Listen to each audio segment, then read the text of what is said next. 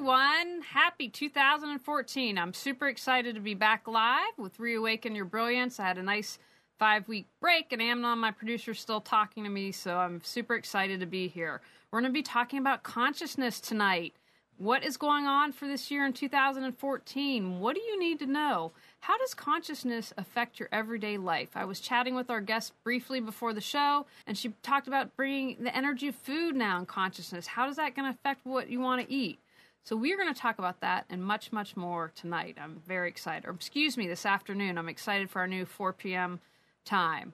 And this afternoon's Reawaken You. I want to encourage you this year to step outside your box. Pick something, whether it's your love life, whether it's your professional life, whether it's an artistic endeavor. Take that first step and do something. When I first started this show, I didn't know anything about being in front of TV. I was always a writer. I was always someone that wanted to be behind the scenes, and I found out that I love this. And as the show evolves and as I evolve, I'm always thinking, how can I challenge myself? How can I dream bigger? And one of the things I've done is I used to send out all the questions in advance. I do research, and a part of that's because I want you to have the best show possible and, create questions that I think are going to give you the most information you need. But part of that was also motivated by fear because, oh my gosh, what would happen if we had silence or dead air or I had a brain fart? What would I do? Well, guess what? All of those has happened. And as the show evolved, I want more of a conversation. So I haven't prepared any questions for tonight. Now, Rome wasn't built in a day, so don't force yourself to take these huge, massive steps and get discouraged. My last interview in 2013 was with my inner guide, my mentor, and I've talked with her for 9 or 10 hours. So I'm like, an hour-long conversation is nothing. Tonight's guest, Judith, has been on the show before. I've had a soul reading with her. I'm friends with her on Facebook. I read her post all the time. So it's a little more out of my comfort zone, but still in my comfort zone. So I continue to take those steps to create what I want and to challenge myself. So I want to hear all your great stories about how you're changing your life and you're getting out of your comfort zone. So that's your homework for this week. Okay, I'm going to tell you about Judith. Judith Kusel sees her main calling in life to reconnect people to their own souls and to bring in higher healing on many multiple levels of existence. She uses her unique gift of tapping into superconscious energy field and into the soul records of individuals. Her motto is, know thine own self, soul self, and its higher talents, abilities, and history, and you start knowing yourself and tapping into the most vital and empowering keys of all existence. She started her Illuminated One Mystery and Mastery School in May 2013 to assist people to raise consciousness levels and to start tapping into the higher states of being and get activated on multiple levels. Most of all, to let go of emotional pain and baggage and to start living a soul-empowered life.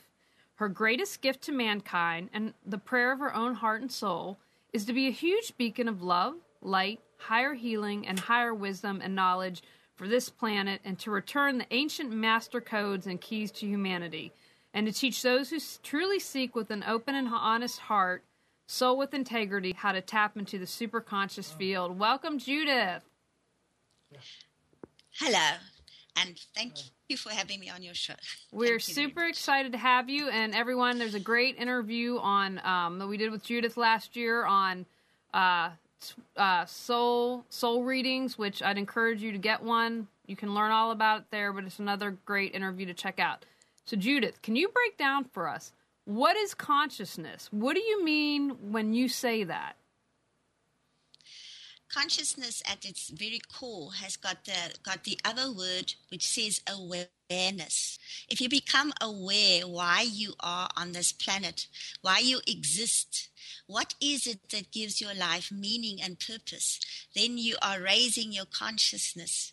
There are many levels of consciousness. There are those that are just surviving. There are those that are conscious of being a loving being. And the more conscious you become, the more your awareness becomes, more it's almost like you become this vast energy field that is sending out sensors to sense more of a goodness and greatness of life. And once you raise your consciousness to that level where you really experience the oneness of all things, then you are part of the cosmos and the cosmos is part of you. Then you cannot shrink yourself into a little molecule that is just here on planet Earth, because you are everything and everything is you. Now, can you interchange words? I would also use consciousness and awareness.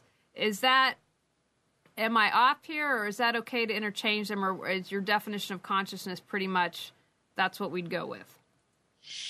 It is awareness on multiple levels. It's not just on one level. I see it as a spiraling sort of energy, and you get different sort of levels of consciousness and awareness. So it's like a ladder in steps. And as you step up in consciousness, you become you're aware of a vaster field, you're aware of a vaster life and life force and love. The love consciousness grows tremendously.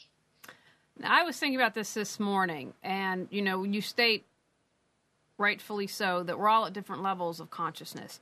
So I took my husband to the doctor. He was sick, and I came out and I said, okay, what's going on? Yeah, I'll have bronchitis. But he gave me the option of I could get on an antibiotic or just, take some anti-inflammatory things and wait it out. And he said, I want to wait it out. And I was thinking about that. And I thought, I would consider that an awareness at a level of consciousness to say, I don't want to take the drugs. I want to heal naturally, see if my body can take care of it. Now, I know I have that option if I need to, but you're shaking your head, so I'm thinking you'd agree with that statement, that's being conscious or being aware. You are aware that this illness or this dis-ease in your body has been caused by something.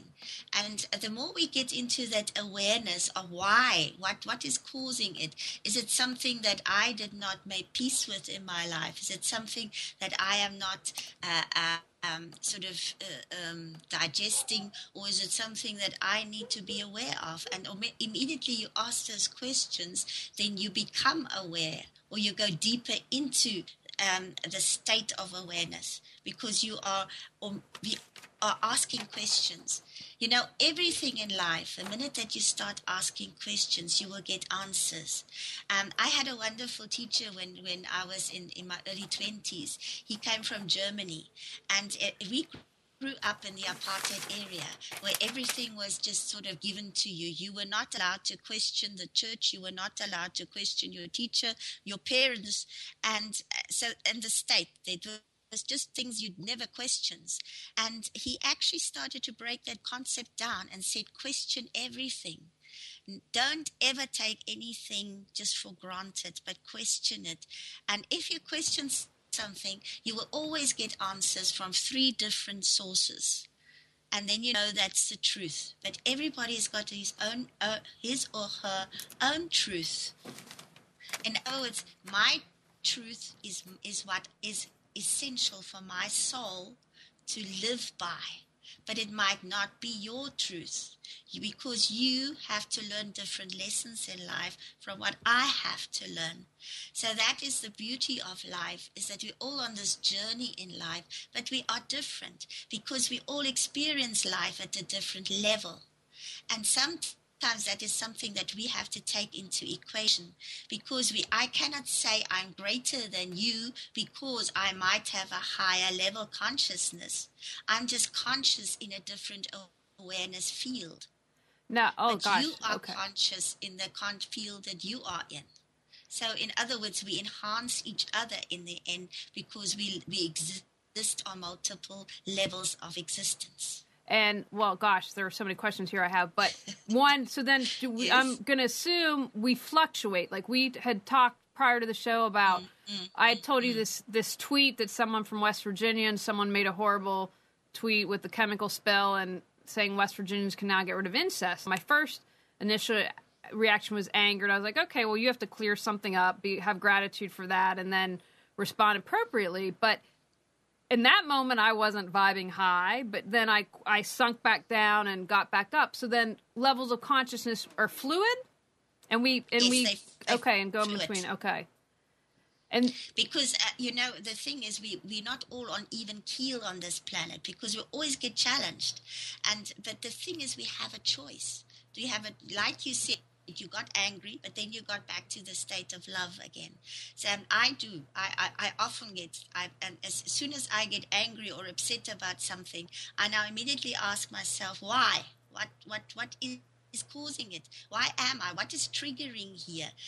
Why am I reacting that way? Or if somebody makes me cross, and I said, okay, what are they mirroring back to me?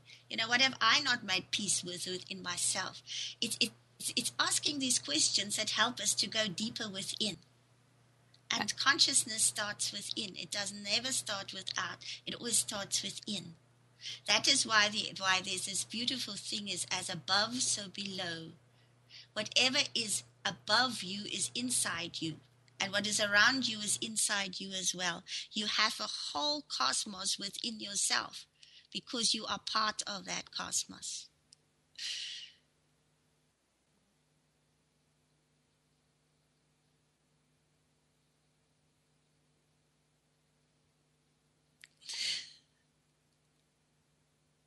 Hello?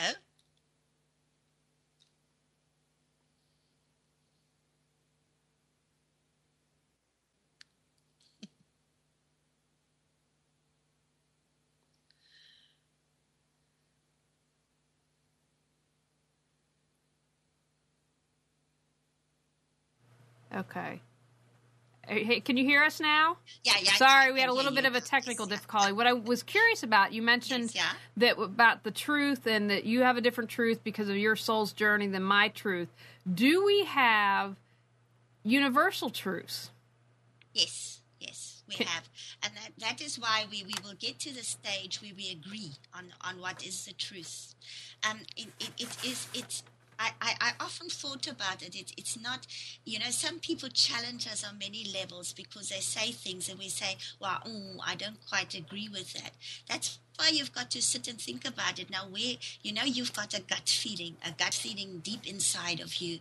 And that is what I call the intuition. It's that type of you that sort of filters things. And if you feel that this does not belong to me, you can't own it. It's not your truth, then that is probably not for you. It's not, you might not be quite ready for it. In a few years' time, you might just have like an aha moment where you suddenly get it and you say, wow, now I understand what this person or whatever was trying to tell me. But at that stage, I was not ready for it.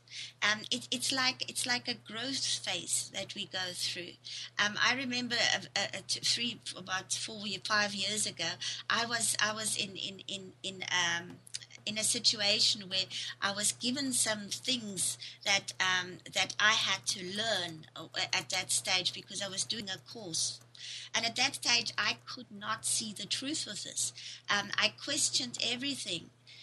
But in the questioning and in the next 5 years, I suddenly understood it because I was confronted with things in my life where I really had to dig deep inside of me.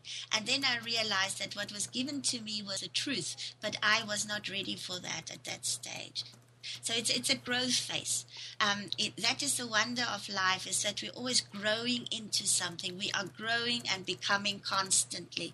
We're not stagnant. If you remain stagnant, then you shrink. Then you die like a tree. If its roots die, then the tree dies. And it's always this nourishment that we have for our soul, that we grow in phases. And that's why we have to not always compare ourselves with other people, because we are not other people. We are we are I. That I am is your soul, and that I am is attached to your soul group, which is the I am that I am is your soul group. That is your collective consciousness is in your soul group. And each soul group has got an expression that they bring in life and that they experience because the divine created them to experience that. And their truth will always be attached to what they have to experience and reflect back to the divine. So we are all on different levels. Fantastic. And we've got a question here from Barbie on chat. And I want to remind everyone, this is an interactive show. I have great people like Judith on who can answer your questions and, give you access to wonderful experts. So Barbie writes, And you can chat, which I'm happy to ask, or call in at 919-518-9773 or Skype, Computers 2K Voice. Barbie says, this is a fantastic question. I'm not an angry person, but the emotion of anger has been coming up in the past few months. Any thoughts as to why? Well, first of all, you have to pinpoint what is it that you get angry about. Who is pushing your buttons? If it is a certain person, well, then just define that person. Why are you cross about that person? If it's society, then what is it in society that is making you angry? Just define it in one word, or try to put it in as little words as possible. Because you've got to get to the root of this. What is it that is causing you anger? You don't get angry just because of nothing. It is normally because something is pushing your buttons. Who is pushing your buttons? What is pushing your buttons? A lot of anger issues come from things that we see mirrored back to us that we have not accepted about ourselves. And sometimes it's because we live in denial of it. And also what we got to be careful of is what do we listen to? What do we read? You know, I was having this conversation a few weeks ago with a lady, and she was telling me everything that was bad about my country. And then I said to her, okay, now where do you get all this from? She was listening to every single newscast, every single paper she was reading, and she was reading all the bad news everywhere. So she was angry because of the anger that was reflected through the paper.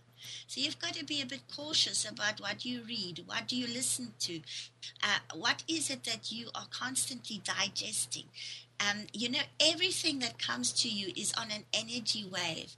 And the newspapers and television, what is it that you are constantly absorbing?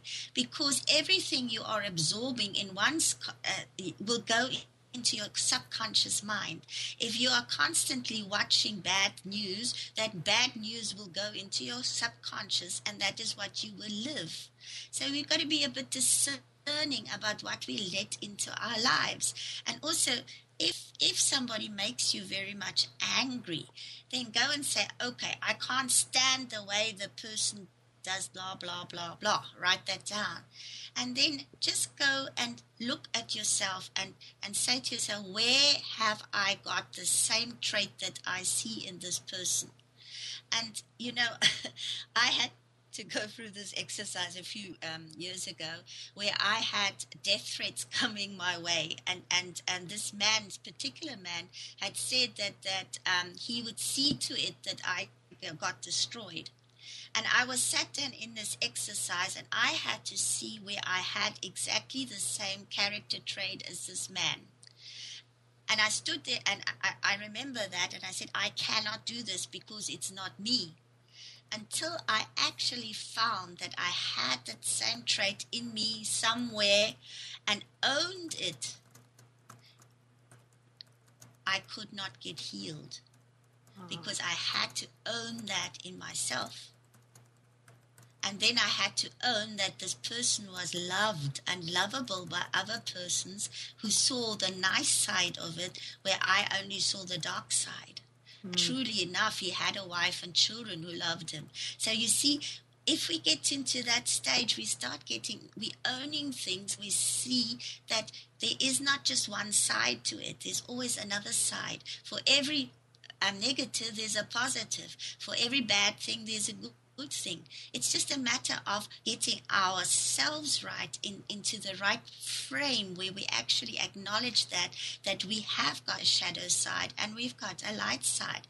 We are here in this life to find this beautiful balance, the beautiful dance of light and dark within ourselves and become balanced. When we get to balanced, we start to get grateful, because every bad thing or every good thing has got a lesson that we need to master.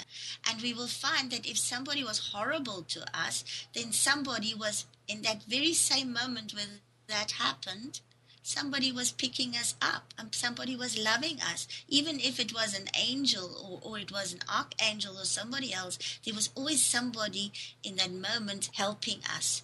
So there's always balance in life. There's always balance in something. And once you see that balance, something within you starts changing. You get a breakthrough moment when you start getting grateful for what has happened in your life. And once you start grateful, then you become free. That emotional charge, that anger has gone, and you move into the state of love. And this is what we are moving into, is a state of love. The state of love is always the higher consciousness, the higher state of being. And so, wow, that's fantastic. But I don't like to compare because we all were on our own journey. I would consider you, for the wrong terms, you have more knowledge than I do. So my question to you is, if you have any thoughts, like let's take victim energy, for example. I had a lot of victim energy and I did a lot of clearing and a lot of work. I'm like, woohoo! And I was able to forgive the person that victimized me the most in my life. But then, I've learned step back, what's in you, what's to release, and I still have some of this residual victim energy. So am I not going to clear it all until I ascend and die? Or how do you feel? Do you still have anger that pops up? Or I think, here's another layer, here's another layer.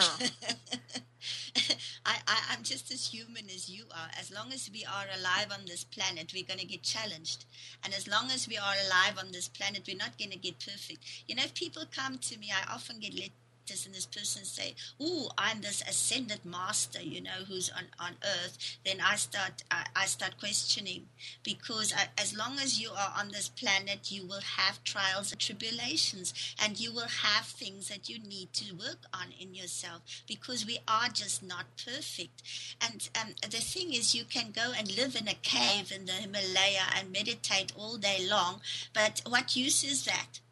If you can't reach other people and help them by all the things you have to work through, then you are not doing anything, because you are not really reaching out to people and helping them. It is only if you have gone through all that pain and all the tribulations and all that thing that you understand another person. You understand what they went through, and you can help them, and you can reach them at that level, because if you don't understand what they went through, then you cannot help them. I had a young pastor once, he came into the library, and he said to me, I cannot minister to sick people because I believe they're hypochondriacs, and I haven't got patience with them. And it so happened that he actually contracted a very bad TB. And for 2 years, he could not minister because he needed to take these drugs and so on. And he was absolutely inept. He could not minister to people.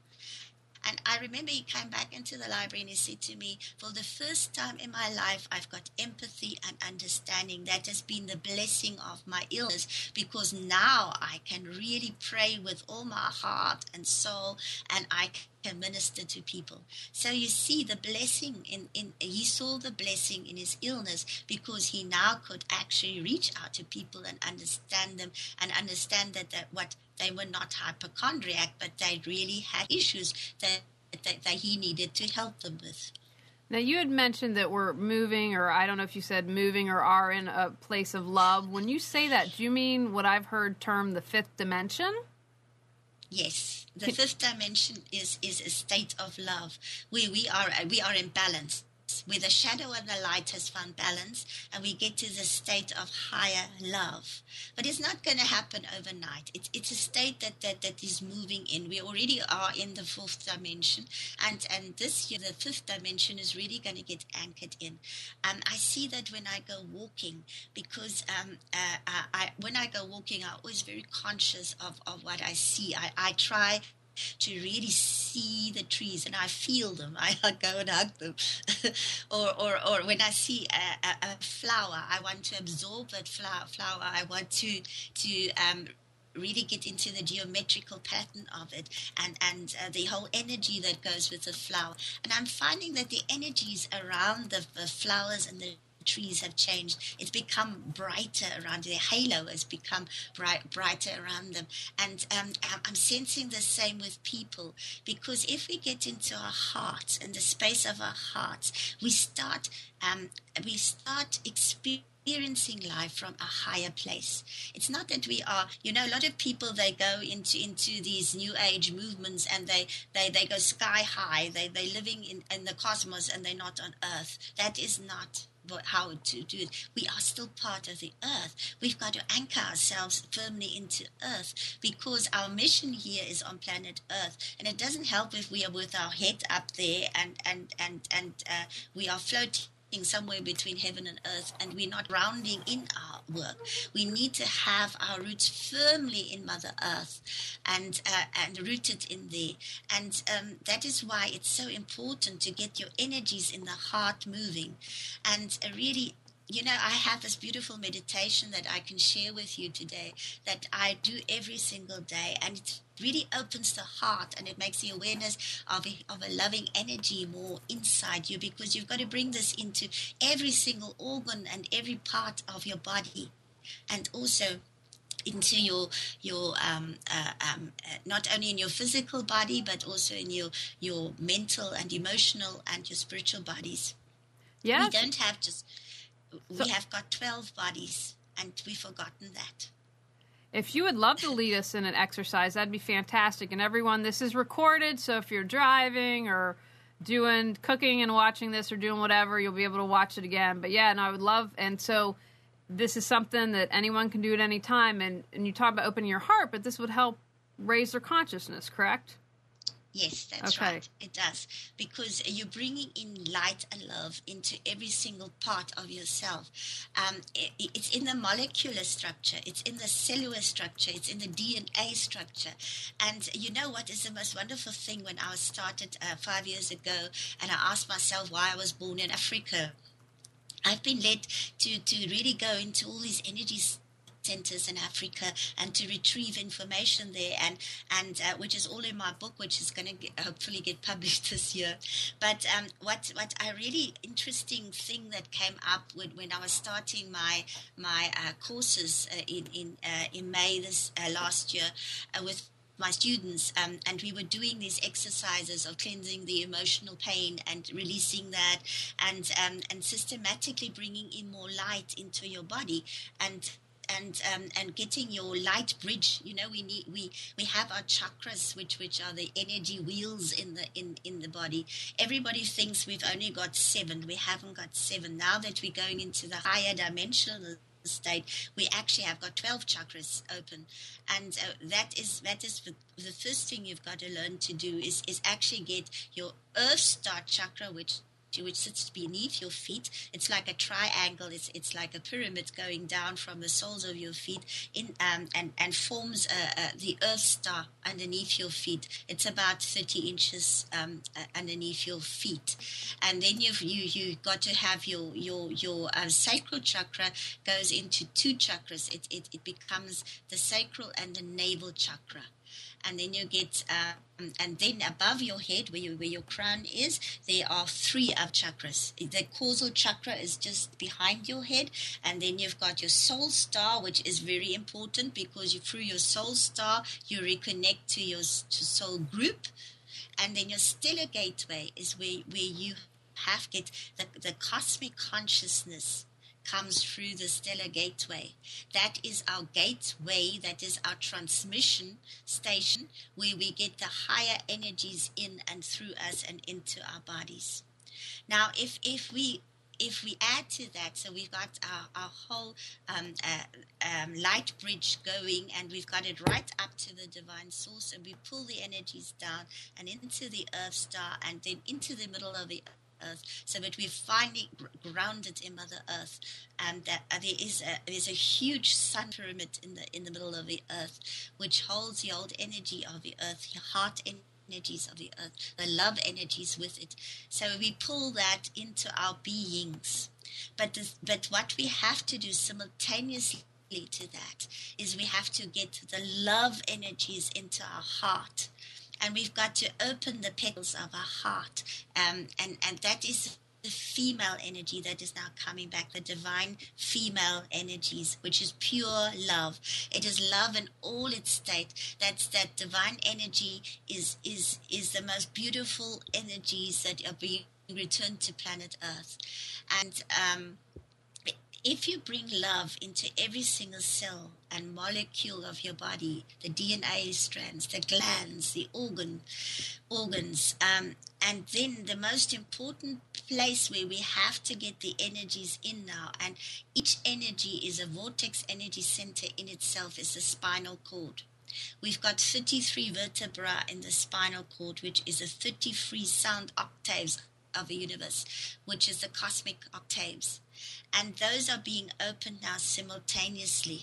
They are opening one by one on the earth, and as they are opening in the earth grid, they are opening up in our own bodies. And each one has a specific tone. It's got a specific sound vibration that it vibrates at. But first we have to get the love into those, each vertebra. We've got to bring out the loving energy into that. So we have it in our spinal cord, we have it in our cranium, our skeleton, the bone and bone marrow. You go into every detail, even the skin and the pore in the skin and the hair, and your in and outer seeing, your in and outer hearing, your in and outer breathing, everything, until you've got your nadis and meridians, and everything is flowing with love. Once you got that filled with love, you go into your emotional body, your mental body, and your spiritual body, and all 12 bodies. And then you grow roots. Once you fill that, you can fill it with this beautiful golden energy. It's gold-white energy that comes from the divine source. And then you bring that in, and you grow roots from underneath your feet. And you grow these roots right into Mother Earth until you've got these roots right around Mother Earth and in Mother Earth. And then you just channel this beautiful energy that's now come through you, this loving energy, and then gift Mother Earth with that. That's the divine female energies that you're now gifting Mother Earth into. And then go into and move that energy into all the pyramids on top of the earth and inside the earth and underneath the sea. Put that into the ley line, the web lines, the vortex energies, the web of light underneath the earth and above the earth, and really see this golden energy enveloping the whole planet Earth. And then thank Mother Earth for her life-sustaining power and for the fact that you are alive on planet Earth, because she is sustaining you with life. Without Mother Earth, you wouldn't be here. You wouldn't have a physical body. And then you can pull up that energy of Mother Earth now, which is emerald green. You can pull that energy up through your roots, through your feet, up your legs, up your torso, and then up your head. And here where your crown is, spout it out like a fountain and get it down your spinal cord and into the earth again. And then you pull down the loving energies of the divine through you and into Mother Earth again. You're gifting Mother Earth again, and then you pull up the energies of Mother Earth again through your crown and out. And then the last time you pull down the energies of the divine, and you pull up the energies of the earth, and you mingle them in your solar plexus area, that is here in your midriff area. And then you are perfection now, because you are as above, so below, and you are balanced. The earth and cosmic energies are balanced. And the more you do this, the more you energize your whole body, and the more you get into the state of loving energies. And if you would like to, you can always put a protective bubble of light around you, which you can also make as a golden bubble of light, which is just holding you in that beautiful bubble of golden light, which is the Christed consciousness. That's the highest state of consciousness that we are busy anchoring in at the moment, because it's a return of the Christ consciousness to earth. Oh, that's lovely. And again, everyone, this is recorded, so if you want to we had a great comment here from Pat, who says she can feel the love, joy, and peace listening to you. It's so lovely. So you'll be able to listen to that again and have a nice little guided meditation there. Now, we have a question from Ron, and I want to remind everyone, chat a question, call in, Skype. We would love to hear from you. He says, as you awaken more, do you get a little annoyed at how trivial matters mean so much to so many in society? Yes, sometimes you do, but I have learned that one just has to let them be. Sometimes people are just not ready for it, and that is their choice. We are all given free will, and some people are just stuck or not stuck, but they've been brainwashed since they were small, and it's fear. It's fear that's keeping people prisoner. It's fear of change. It's fear of the unknown, and sometimes what they don't know they fear. And I actually had to work through this whole concept in a way because those closest to you, like your own family, sometimes don't understand what you're going through. But then I always say, well, that is their choice. Let each one just be. If it is their choice to be in the lower vibration, then let them be there. If that is their choice. It might be that one day they get a wake-up call, but it's their choice. A lot of people need near-death experiences in order to wake up. Others will wake up in their own time. And sometimes when you start lightening up and you live in this state of love, they actually see this, and they come to you and they say, well, what have you got that I haven't got? Or what have you...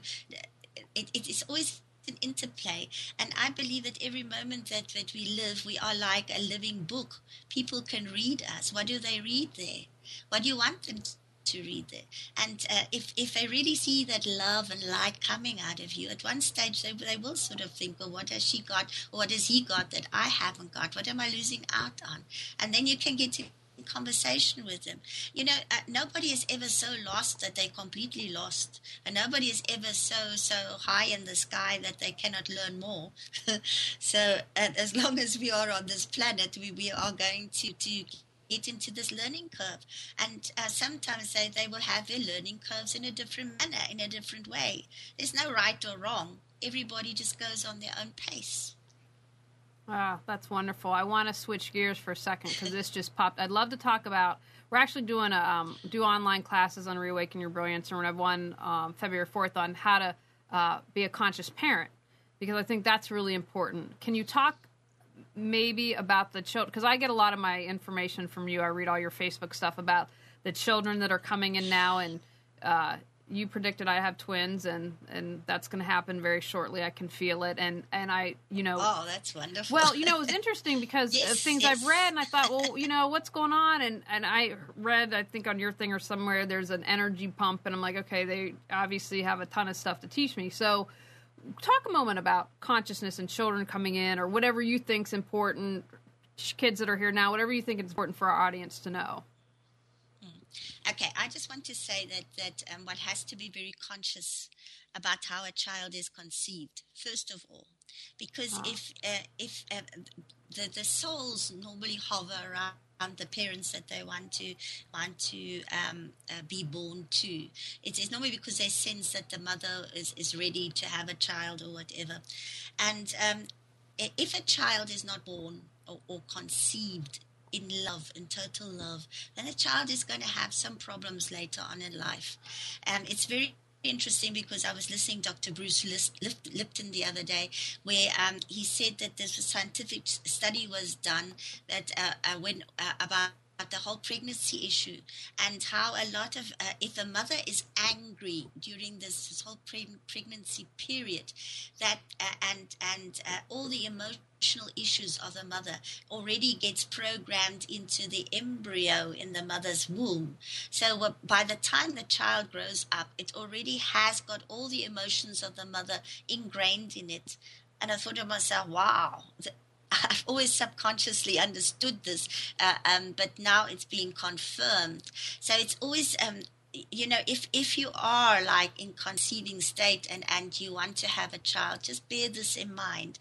Are you really in that loving state with your partner? What is it that you want to create? Do you want to create a beautiful, happy child? And because that's your responsibility in life, and just be aware again, that consciousness, that awareness. What is it that you want to bring into life? Because these new souls that are coming in now are very special souls. They the ones that are really going to anchor in the new golden age. They are going to be highly evolved beings. They will know things like telepathy. They will know things like communicating without words. They will be very high tech, bringing in real energy changes in the planet, doing things in harmony and love. And that is why we have to be very careful once a child is born. What environment do we give them for? You know, when I was in the library, I used to be horrified not horrified, but I in a way, because we were working with the kids in the holiday programs and in the story hours, and the kids would often come to me and they will confide into me, which they told me things they wouldn't tell their parents. And often their parents would give the child a lot of gadgets. And they don't want gadgets. They want love. They want attention. And if both parents are working, then somehow or other something is going to lack somewhere along the line. So it's just a matter of in the you know, that the first 5 years of a child is the most important years, and just be very, very, very understanding of his children. They need love more than anything else, and they need a balanced, beautiful environment in which to grow up. They do not know from their home planets. They don't know violence. They don't know harshness. They don't know anger. And when they get it, because they're so sensitive, they're very emphatic. So if they are in shopping malls, they will often start screaming and carrying on because the people are jamming their frequencies. Television jams their frequencies. They're very, very sensitive. You know, it's like dogs. Dogs can hear sounds that we cannot hear because they're already into the 13 DNA strands and the higher strands of DNA that are now coming in. They will be super, super, super sensitive. And any jarring noise will just upset them. You know, a lot of people don't understand this, but when I was teaching in the Middle East, I taught these children. And some of them are very, very angry and aggressive when they get bigger. And once I sat them down, I always ask them, you know, what is it that you want to do with your life? Why are you aggressive? And in that, you know, you get to the stage where you understand these children sometimes don't know how to articulate what is deep inside them. I would teach them meditation from the word go. You get lovely guided meditations that you can play. I would play music, high frequency music at 432 kilohertz, which is the right frequency. All music since 1936 has been programmed on a different frequency, and that is jarring their frequency bands very badly. That is why they get angry and aggressive, because the music is on the aggressive tone. That is where tonal chords come in and the harmonic frequencies. So be very aware of what music you are playing, because it is affecting children very, very, very badly. And also, what are they watching? Be aware that most video games, most PlayStations, most TV always have got violence. I read a horrific figure the other day where a university made a study, and that they found that in television and in PlayStations and something, there's something like 98% violence. So just be careful of that. To me, I always, as a child, I even shrunk away from any crime or violence or anything harsh. If you think of yourself, if you are sensitive, and these children are super sensitive, what is it that you want them to learn? Do you want them that I think that you just need to get very, very clear about what do you want your children, what environment do you want to create for them, what do you want to create with the children? In China, they're already picking up these geniuses of children, which from the age of 3, they're already perfect genius. They've got 8-year-olds who are doing programming for computers. So just be aware that these children have got inner genius that needs to be enhanced and what do you call it, identified from very early age, and then just see that they are put in those directions which they should. In ancient days, when a child was born, already a soul reading was done for the child, and so the parents already knew more or less what the child would do what it had been born to come into, and astrological charts were drawn up for the children, and the whole education and teaching of a child would be to his strengths, to his or her strengths, to what they have come in and what they incarnated for. And the child was guided by crystals, because their birth crystal was already programmed at birth, and that birth crystal went with them the whole life, so that when they got a bit off the path or disturbed, they would tap into their birth crystal, and that would guide them home. And the teachers would also read their charts, and they would read their soul readings and understand what this child is there for. So you had a whole environment that was working with the genius of a child and nurturing it through life. So by the time that adulthood came, that child was already doing what it loved doing and bringing everything that it was doing then with love. So it went through training to do what it loves. And when we do things from our heart, when we love what we do, we energize it with love, and it becomes natural. It's not a schlep. It's not like you watch the clock now and say, okay, like most people are doing. That is going to fall away. Everybody's going to be an entrepreneur on his or her own way. That is the new earth. There will be plenty for everybody. We will share whatever talents and gifts we have. The money issue is going to fall away at some stage, because it's going to be a completely different society that is emerging from this whole thing. So just be aware of that. Oh, that's lovely. Well, I'll get a soul reading for the kids when they're here. So yeah. I will. I want to homeschool. I've already figured all that out. That brings up another topic we had touched on before. Talk about, because I didn't think about this until you mentioned it. Talk about, with consciousness and what's going on, how does that affect the food we eat, or, should we be eating? What are your thoughts on that? Well, what I think is very good is with Dr. Emoto, with his water experiments, and saying that if water is blessed, the whole molecular structure of the water actually changes. And it is very interesting, because I was having a very interesting conversation the other day with somebody who owns a health shop in this area, and where she was, it was actually a she and a he. They were talking about this, and also that we have forgotten to bless food, to pray over food and bless it, and say thank you for its life-giving energy. And that made me think, because if we don't say thank you for the energy, because again it's the earth energy that made the food grow in one state or another, and even plant life and animal life.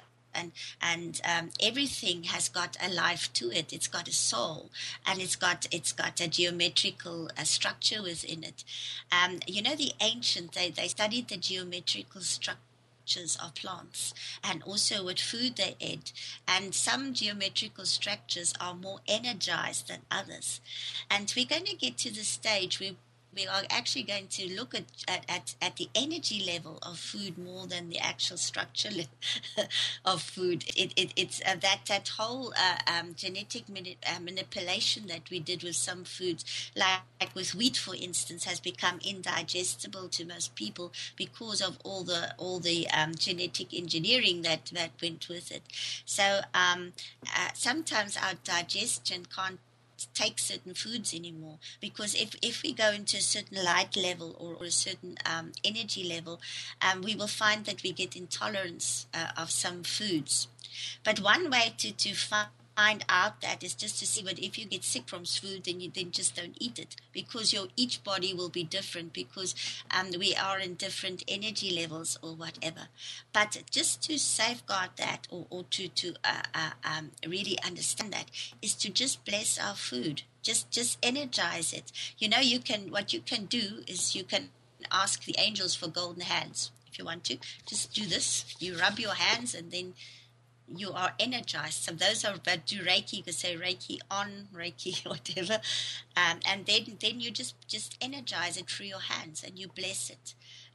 That is one way of blessing food, because you're bringing that energy from your whole body and your whole system into the food already, just by blessing it.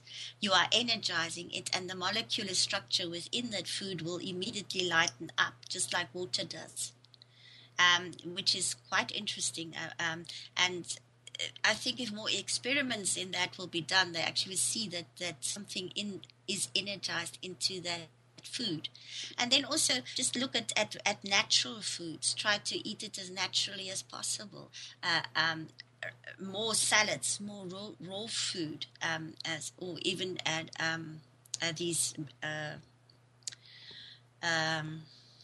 less preservatives. Yeah, that's right. Yeah, that you can make yourself, but just go with what really feels like it agrees with you.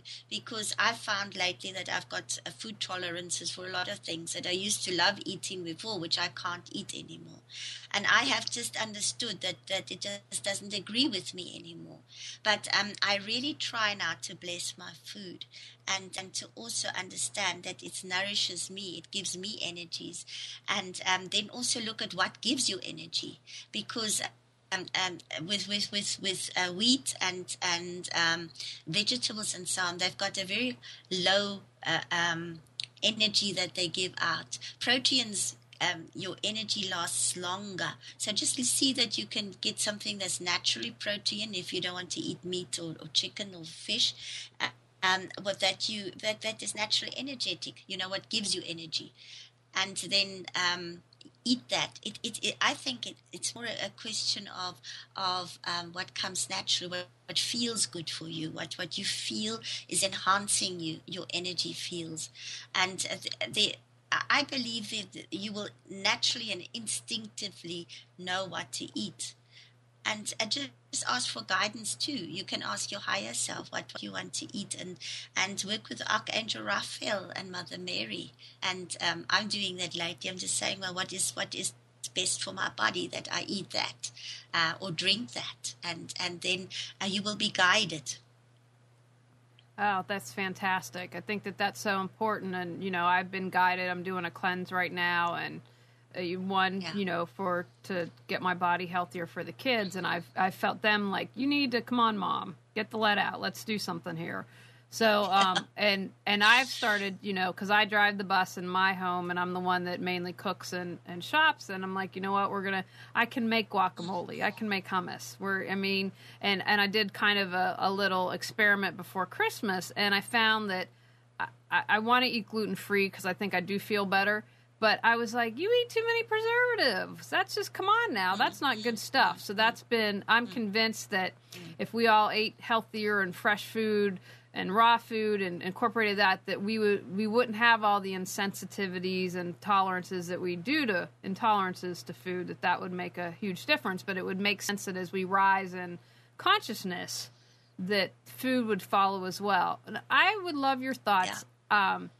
Had another guest on, talked about a lot about this, and I believe this, about the truth coming out, and how, can you maybe talk about how that relates to consciousness? And here's an example that I would use.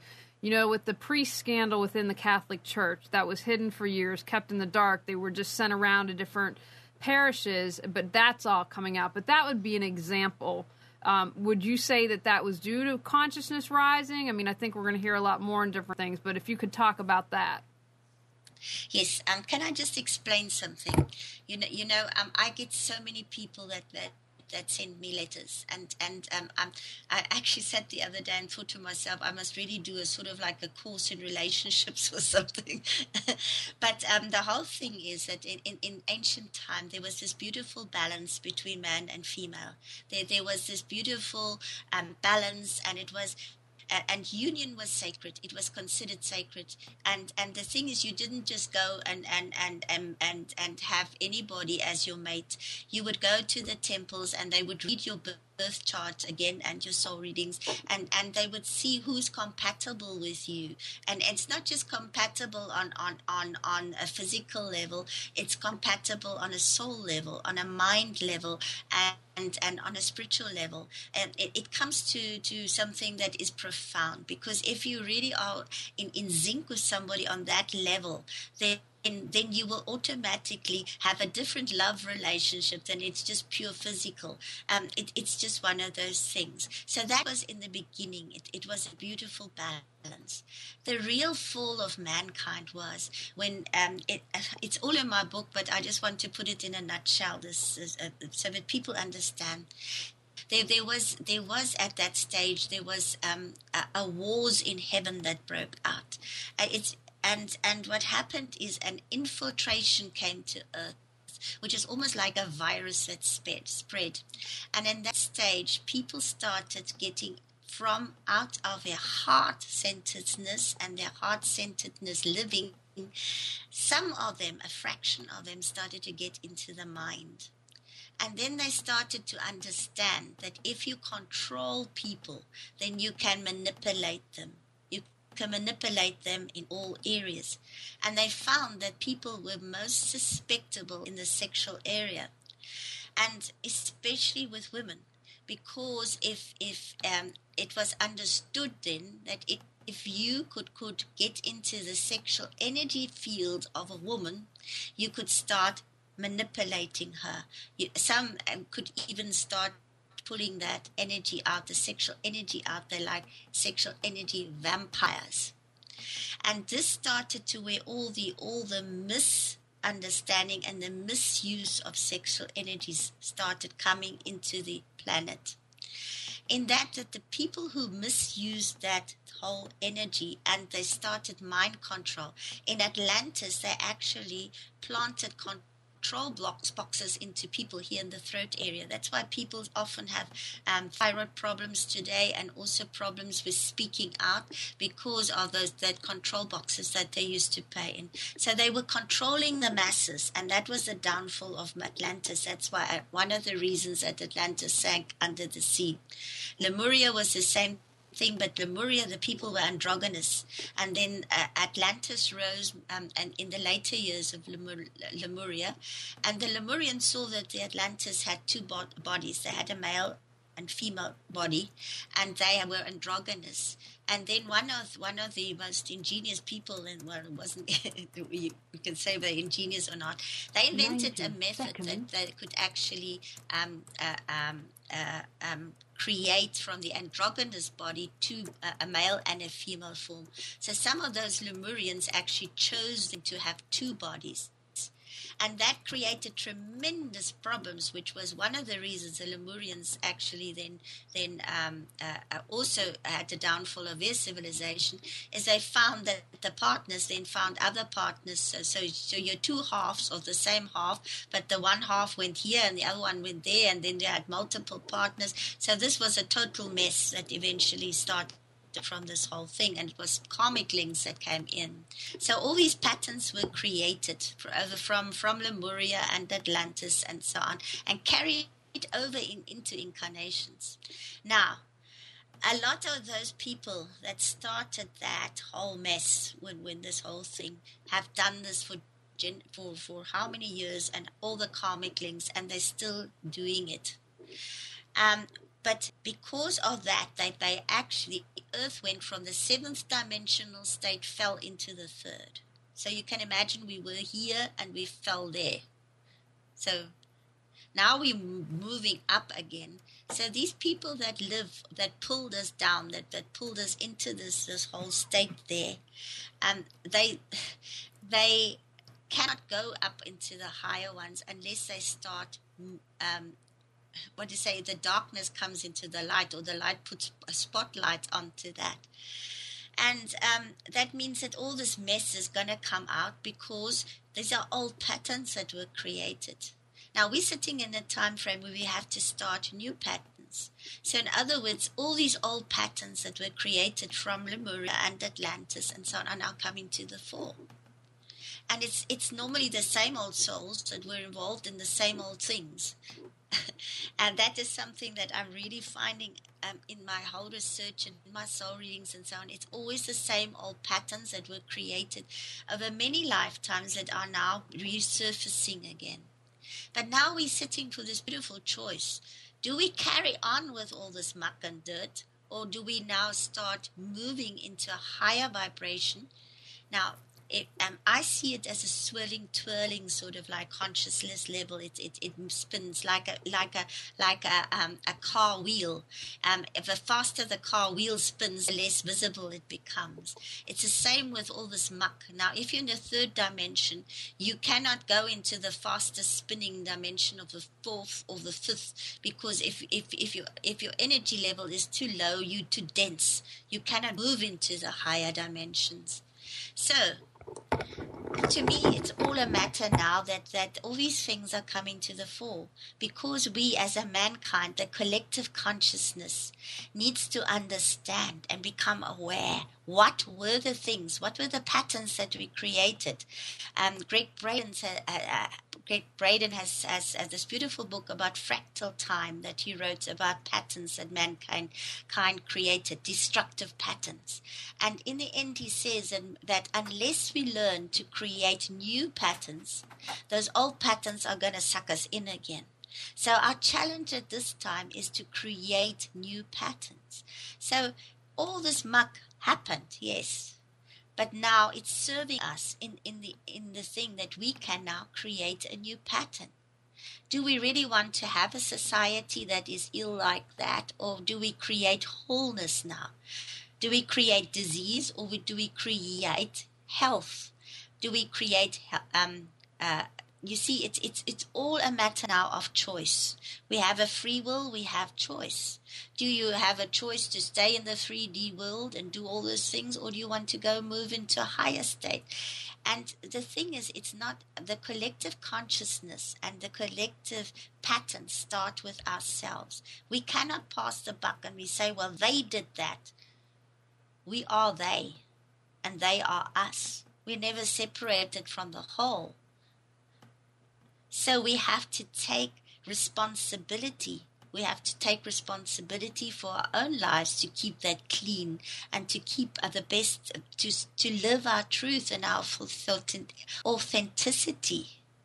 And sometimes the people who went through all the atrocities, Viktor Frankl wrote that beautiful book, The Search for Meaning, where he was in a concentration camp in Ravensbrück, and he had all these people that were burned in the gas chambers, and they were stripped naked. And he said, when you are stripped naked, where you have got nowhere to hide, that is when the meaning of life takes on. And then he started to investigate what made some people die in the gas chambers and what made some people survive. And then he finds out that the people who survived had a higher meaning in life. They had something greater than themselves to hang on to. And it was whatever they had greater to hang on to, that is what pulled them and made the will to live so great that they survived those gas chambers and they survived the concentration camp. So you see that in every single moment we have a choice of what we do with our lives, and our choice affects the collective consciousness because it's got a domino effect. And then we have writers like Dr. Hawkins, who comes up and he went to all the consciousness levels, and he has found out that even if one person raises their consciousness level to 500, it can affect so many thousands of lives and raise their consciousness.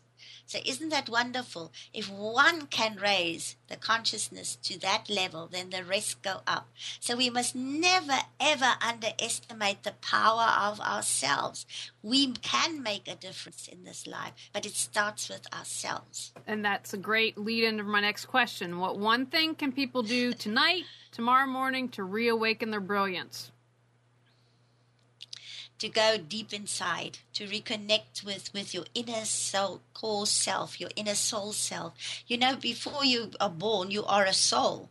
And then you assume a body. It's like you borrow this body for a short time. And it's just a fraction. It's not even an eye wink in eternity.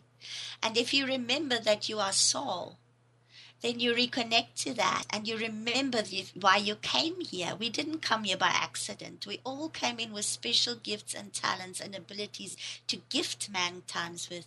If you do things from your heart and soul, you cannot be others than yourself. You are going to give the best that you are. And imagine if everybody starts working from their hearts and soul, what a difference it's going to be. It will be a new world. There you are.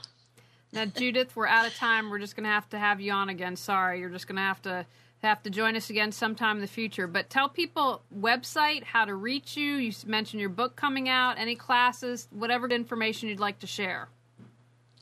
All right. My website is http dot and then www.judith and a hyphen Kusel KUSEL.com. Most of the information I have on there. And then if you want to read my work, my writings, it's http and then www.judithkusel, one word, and then .wordpress.com. I have some YouTube videos. That's just Judith Kusel. You can get it there. And then also I will be doing courses again. I do them over Skype, and I send out lessons, and it's just been wonderful. You know how I've been working with this. I just find that I need to tweak my courses again. But what I've decided to do is I will give shorter ones where I can actually have like an hour or so course where I teach you just the little basics that are easy to understand, and it's fun and it brightens up everybody. So I'm going to do from the beginners to the intermediates to the advanced, and try to get everybody in that. And then of course my soul reading information you also find on my website. All right, fantastic, and I'd encourage that. The soul reading was really eye-opening, spot on, energizing. Really, this has been great, though. I appreciate you coming on again. I feel like my vibration's been raised, and hopefully if domino effect, we've raised some vibrations today and helped the planet out. And I want to thank everyone for joining us. Come join us next Wednesday at 4 p.m. at our new time. Thank you, Judith. And I hope we have an online class on how to consciously parent. If you enjoyed what Judith said, I'm on a mission. Yes, I'd love to. I think if we raise our kids differently, we create a different planet. So if you go to reawakenyourbrilliance.com, you can find out more information about that. And again, it's taped, so if you can't make it live, you can submit a question and get all your information, and you'll be able to watch it afterwards. All right, everyone, get out there and reawaken your brilliance. Bye now.